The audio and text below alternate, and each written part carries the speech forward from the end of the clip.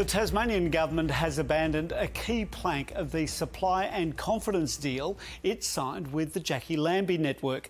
It says an independent review into the state's Integrity Commission can't go ahead because of legal advice that it might interfere with the functions of a parliamentary committee.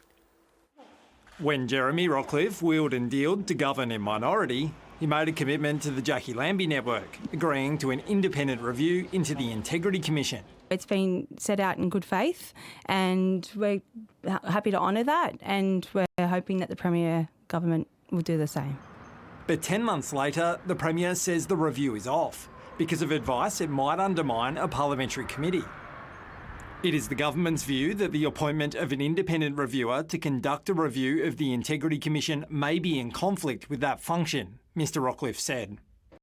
The two Lambies turned independents say they're disappointed but understand and hope the committee can do the work instead. It is disappointing, but obviously there is the opportunity there for the committee to do that work, and that is what the committee was designed for. But others are not so understanding.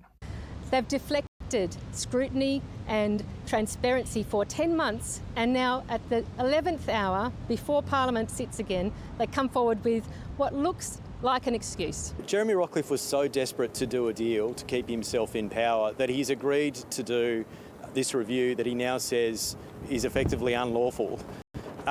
He should have done his homework at the time before he committed to doing it.